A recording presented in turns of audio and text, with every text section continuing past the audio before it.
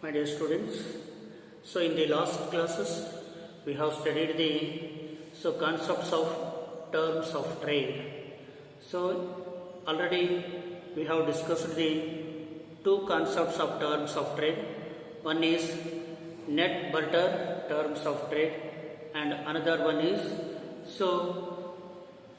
the gross barter terms of trade. In these two concepts is already discussed in the last classes. So today's classes, the another one concepts of the terms of trade. Third one is the income terms of trade.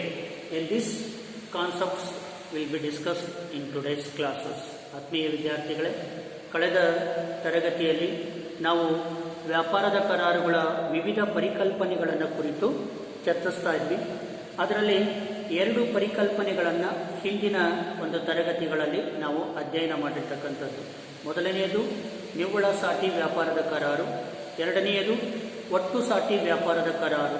ಈ ಎರಡೂ ಪರಿಕಲ್ಪನೆಗಳನ್ನು ಈ ಹಿಂದಿನ ತರಗತಿಗಳಲ್ಲಿ ನಾವು ಚರ್ಚಿಸಿರ್ತಕ್ಕಂಥದ್ದು. So ಇವತ್ತಿನ ಒಂದು ತರಗತಿಯಲ್ಲಿ ಇನ್ನೊಂದು ಪ್ರಮುಖ ಪರಿಕಲ್ಪನೆ, ವ್ಯಾಪಾರದ ಕರಾರದ ಪರಿಕಲ್ಪನೆ ಇನ್ಕಮ್ ಟರ್ಮ್ಸ್ ಆಫ್ ಟ್ರೇಡ್, ಆದಾಯದ ವ್ಯಾಪಾರದ ಕರಾರು ಅಂತ ಕರೀತಾರೆ. So professor Dorrance has improved upon the concept of the net barter terms of trade by formulating the concept of the income terms of the trade. Professor JS ಡೊರಾನ್ಸ್ ಎಂಬ ಅರ್ಥಶಾಸ್ತ್ರಜ್ಞರು ಈ ನಿವ್ವಳ ಸಾಟಿ ವ್ಯಾಪಾರದ ಕರಾರುಗಳಲ್ಲಿ ಸ್ವಲ್ಪ ಬದಲಾವಣೆಗಳನ್ನು ಸೂಚಿಸಿ ಪರಿಷ್ಕರಿಸುವುದರ ಮೂಲಕ ಆದಾಯದ ವ್ಯಾಪಾರದ ಕರಾರುಗಳು ಎಂಬ ಹೊಸ ಪರಿಕಲ್ಪನೆಯನ್ನು ಪ್ರಸ್ತುತಪಡಿಸಿದ್ರು ಅನ್ನೋದು. So professor Dorrance has improved upon the concept of the net barter terms of trade by formulating the concepts of the income terms of trade. So this index takes into account the volume of export of a country and its export and import prices. It means the net barter terms of trade. ಇಲ್ಲಿ ಈ ಒಂದು ಆದಾಯದ ವ್ಯಾಪಾರದ ಕರಾರು ಈ ಡೊರಾನ್ಸ್ ಎಂಬ ಅರ್ಥಶಾಸ್ತ್ರಜ್ಞನ ಪ್ರಕಾರ ಆದಾಯದ ವ್ಯಾಪಾರದ ಕರಾರುಗಳು ಅಂತಂದ್ರೆ ರಫ್ತು ಮೌಲ್ಯ ಸೂಚ್ಯಾಂಕವನ್ನು ಆಮದು ಬೆಲೆ ಸೂಚ್ಯಾಂಕದಿಂದ ವಿಭಾಗಿಸ್ತಕ್ಕಂಥದ್ದಕ್ಕೆ ನಾವು ಈ ಆದಾಯ ವ್ಯಾಪಾರದ ಕರಾರುಗಳು ಎಂಬುದಾಗಿ ಕರೀತಾ ಇರ್ತಕ್ಕಂಥದ್ದು. ಆದಾಯ ವ್ಯಾಪಾರದ ಕರಾರುಗಳು ಒಂದು ದೇಶದ ಆಮದು ಮಾಡಿಕೊಳ್ತಕ್ಕಂಥ ಒಂದು ಸಾಮರ್ಥ್ಯವನ್ನು ಸೂಚಿಸ್ತಕ್ಕಂಥದ್ದು. ಸೊ ಅದನ್ನು ಸಮೀಕರಣದ ರೂಪದಲ್ಲಿಯೂ ಕೂಡ ಡೊರಾನ್ಸ್ ವಿಶ್ಲೇಷಣೆ ಮಾಡಿರ್ತಕ್ಕಂಥದ್ದನ್ನು ನಾವಿಲ್ಲಿ ಕಾಣ್ತಾ ಇದ್ದೀವಿ. So this index take into account the volume of export of a country and its export and import prices. So it shows a country's changes import capacity in relation to the changes in the exports.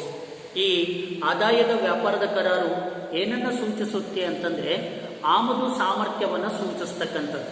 ತಾನು ರಫ್ತು ಮಾಡತಕ್ಕಂತಹ ಸರಕುಗಳಿಗೆ ಪ್ರತಿಯಾಗಿ ಎಷ್ಟು ಪ್ರಮಾಣದ ಸರಕುಗಳನ್ನು ಆಮದು ಮಾಡಿಕೊಳ್ಳುವ ಸಾಮರ್ಥ್ಯವನ್ನು ಹೊಂದಿದೆ ಎಂಬುದನ್ನು ತಿಳಿಯಪಡಿಸ್ತಕ್ಕಂಥ ಒಂದು ಪರಿಕಲ್ಪನೆಯೇ ಈ ಆದಾಯದ ವ್ಯಾಪಾರದ ಕರಾರುಗಳು ಎಂಬುದಾಗಿ ಕರೀತಾ ಇರ್ತಕ್ಕಂಥದ್ದು. It shows a countries changing import capacity in relation to the changes in the exports. So thus the income terms of trade is the net barter terms of trade multiplied by the export volume index. It can be expressed as the equation. ಇಲ್ಲಿ ಈ ಆದಾಯದ ವ್ಯಾಪಾರದ ಕರಾರವನ್ನು ಸಮೀಕರಣದ ಮೂಲಕ ವ್ಯಕ್ತಪಡಿಸಬೇಕು ಅಂತಂದ್ರೆ ಈ ನಿವ್ವಳ ಸಾಟಿ ವ್ಯಾಪಾರದ ಕರಾರನ್ನ ಇಲ್ಲಿ ರಫ್ತು ಮೌಲ್ಯದೊಂದಿಗೆ ಗುಣಿಸಿದಾಗ ನಮಗೆ ಆದಾಯದ ವ್ಯಾಪಾರದ ಕರಾರು ಮೌಲ್ಯ ಎಷ್ಟು ಎಂಬುದು ನಮಗೆ ಸ್ಪಷ್ಟವಾಗಿ ತಿಳಿಯತಕ್ಕಂಥದ್ದು. ಅದನ್ನ ಈ ಒಂದು ಸಮೀಕರಣದ ರೂಪದಲ್ಲಿ ವ್ಯಕ್ತಪಡಿಸ್ತಾ ಇರ್ತಕ್ಕಂಥದ್ದು. TY = TC QX = PX into QX upon PM ಅಂತ ಕರೀತಾ ಇರ್ತಕ್ಕಂಥದ್ದು. ಸೊ ಇಲ್ಲಿ where TY the income terms of trade, TC is a commodity terms of trade and QX is export volume index. TY ಅಂತಂದ್ರೆ ಇದು ಆದಾಯದ ವ್ಯಾಪಾರದ ಕರಾರು, TC ಅಂತಂದರೆ ಇಲ್ಲಿ ಸರಕುಗಳ ವ್ಯಾಪಾರದ ಕರಾರು ಅಥವಾ ನಿವ್ವಳ ಸಾಟಿ ವ್ಯಾಪಾರದ ಕರಾರು ಅಂತ ಕರಿತಾ ಇದೀವಿ. QX ಅಂತಂದರೆ ಕ್ವಾಂಟಿಟಿ ಆಫ್ ಎಕ್ಸ್ಪೋರ್ಟ್, ಅಂದರೆ ಆ ರಫ್ತುವಿನ ಮೌಲ್ಯವನ್ನು ಸೂಚಿಸ್ತಕ್ಕಂತಹ ಸೂಚ್ಯಂಕವಾಗಿರ್ತಕ್ಕಂಥದ್ದು. ಸೊ ಇದನ್ನು ಇನ್ನೂ ಸರಳೀಕೃತಗೊಳಿಸಬೇಕು ಅಂತಂದರೆ = index of export prices into export quantity divided by index of import prices. ಇಲ್ಲಿ ನಾವು ಆದಾಯದ ವ್ಯಾಪಾರದ ಕರಾರಿನ ಮೌಲ್ಯವನ್ನು ಕಂಡುಹಿಡಿಯಬೇಕು ಅಂತಂದರೆ ಇಲ್ಲಿ ರಫ್ತುವಿನ ಬೆಲೆಯ ಸೂಚ್ಯಂಕವನ್ನು ರಫ್ತುವಿನ ಪ್ರಮಾಣದೊಂದಿಗೆ ನಾವು ಮಲ್ಟಿಫಿಕೇಶನ್ ಮಾಡಬೇಕು, ಗುಣಿಸಬೇಕು.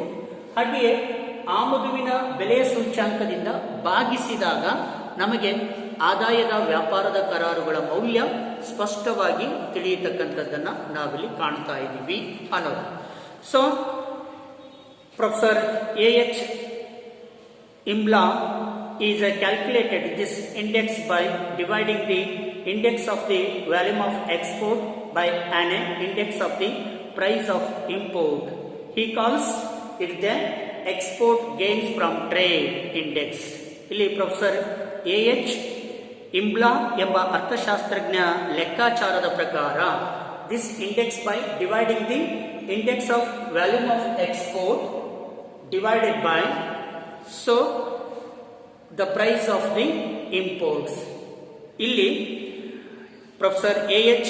Imla ಎಂಬ ಅರ್ಥಶಾಸ್ತ್ರಜ್ಞರ ಲೆಕ್ಕಾಚಾರದ ಪ್ರಕಾರ ಇಲ್ಲಿ ರಫ್ತುವಿನ ಮೌಲ್ಯ ಸೂಚ್ಯಂಕವನ್ನು ನಾವು ಆಮದುವಿನ ಬೆಲೆ ಸೂಚ್ಯಂಕದಿಂದ ಭಾಗಿಸಿದಾಗ, ರಫ್ತುವಿನ ಮೌಲ್ಯ ಸೂಚ್ಯಂಕವನ್ನು ಆಮದುವಿನ ಬೆಲೆ ಸೂಚ್ಯಂಕದಿಂದ ನಾವು ಭಾಗಿಸಿದಾಗ ನಮಗೆ ಆದಾಯದ ವ್ಯಾಪಾರದ ಕರಾರುಗಳ ಮೌಲ್ಯ ಕಂಡುಹಿಡಿಯಲಿಕ್ಕೆ ಸಾಧ್ಯವಾಗ್ತಕ್ಕಂಥದ್ದನ್ನು ನಾವಿಲ್ಲಿ ಕಾಣ್ತಾ ಇದ್ದೀವಿ.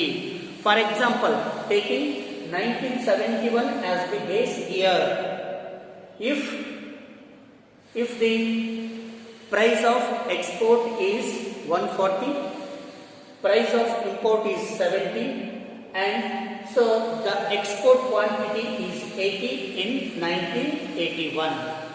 ಉದಾಹರಣೆಗೆ 1971 ಮೂಲ ವರ್ಷವಾಗಿ ನಾವು ಪರಿಗಣಿಸಿಕೊಂಡಾಗ 1971ರಲ್ಲಿ ರಫ್ತು ಸರಕಿನ ಬೆಲೆ ಎಷ್ಟಿದೆ? ಎಕ್ಸ್ಪೋರ್ಟ್ ಪ್ರೈಸ್ ಈಸ್ 140, ರಫ್ತು ಸರಕಿನ ಬೆಲೆ 140, ಆಮದು ಸರಕಿನ ಬೆಲೆ 70 ರೂಪಾಯಿ ಇದೆ, price of import is 70, and quantity of export goods 80. ಇಲ್ಲಿ ಸೊ ರಫ್ತುವಿನ ಮೌಲ್ಯದ ಪ್ರಮಾಣ ಅಥವಾ ರಫ್ತುವಿನ ಗಾತ್ರದ ಪ್ರಮಾಣ ಎಷ್ಟಿದೆ? 70. ಇದು 1980ರಲ್ಲಿ ಇರ್ತಕ್ಕಂಥ ಬೆಲೆ. ಇದನ್ನೇ ನಾವು ಸಮೀಕರಣಕ್ಕೆ ಹಾಕಿಕೊಳ್ತಕ್ಕಂಥದ್ದು. So TY is equal to 140 into 80 divided by 70. 140 into 80 is equal to 11,200 divided by 70. So 11,200 divided by 70 is equal to 160. It implies that there is an improvement in the income terms of trade by 60% in 1981 as compared with the 1971. ಈ ಮೂಲ ವರ್ಷ ಮತ್ತು ಪ್ರಸ್ತುತ ವರ್ಷವನ್ನು ಹೋಲಿಕೆ ಮಾಡಿದೆ. So ಪ್ರಸ್ತುತ ವರ್ಷದಲ್ಲಿ 1971ರಲ್ಲಿ ರಫ್ತುವಿನ ಬೆಲೆ 140 ರೂಪಾಯಿ ಇದ್ದು, ಆಮದುವಿನ ಬೆಲೆ 70 ರೂಪಾಯಿ ಇದ್ದು ಮತ್ತು ರಫ್ತುವಿನ ಪ್ರಮಾಣ 80 ಇದ್ದಾಗ ಅದನ್ನು ಸೂತ್ರಕ್ಕೆ ಅಳವಡಿಸಿಕೊಂಡಾಗ so TY is equal to 140 into 80 divided by 70 is equal to 11,200 divided by 70 is equal to result is 160. ಹಾಗಿದ್ರೆ 1971ಕ್ಕೆ ಹೋಲಿಸಿದರೆ ಪ್ರಸ್ತುತ ವರ್ಷದಲ್ಲಿ ಈ ಆದಾಯದ ವ್ಯಾಪಾರದ ಕರಾರು 60% ಸುಧಾರಣೆಯಾಗಿದೆ ಅಥವಾ ಲಾಭದಾಯಕವಾಗಿದೆ, ಅನುಕೂಲಕರವಾಗಿದೆ ಎಂಬುದನ್ನು ಈ ಒಂದು ಉದಾಹರಣೆ ನಮಗೆ ಸ್ಪಷ್ಟೀಕರಣವನ್ನು ನೀಡತಕ್ಕಂಥದ್ದು. Suppose if in a 1981 so the price of export is 80, price of import is 160, and so the quantity of export is 120. So in these circumstances, so the income terms of trade, so what about?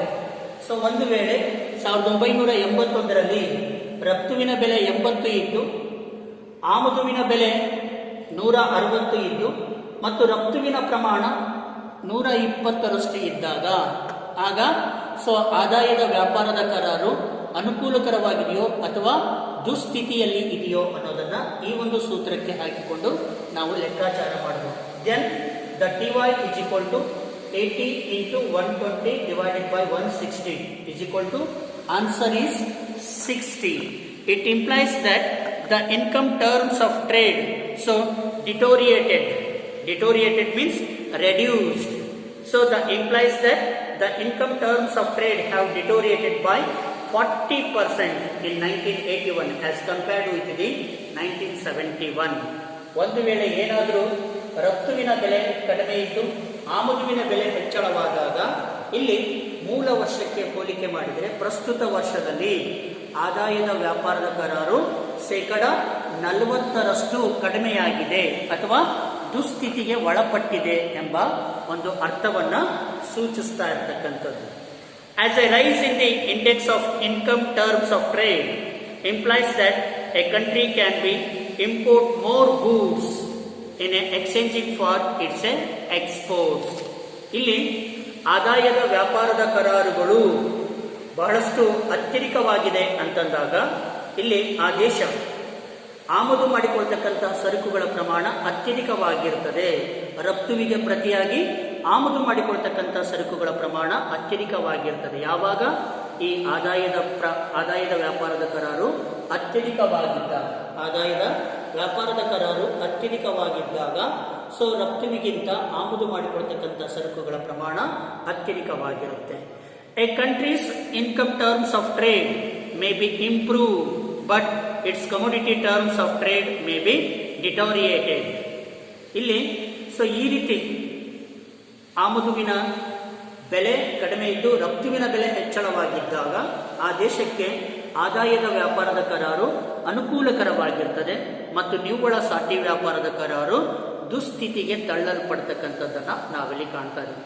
So taking the import price to be constant, if the export price fall there will be an increases in the sales and value of exports.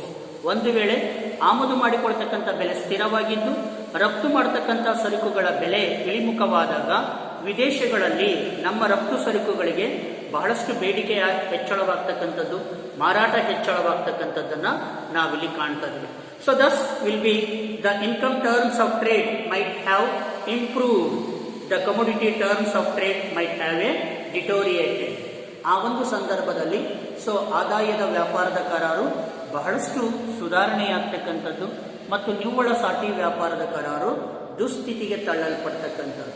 So the income terms of trade is called the capacity to import.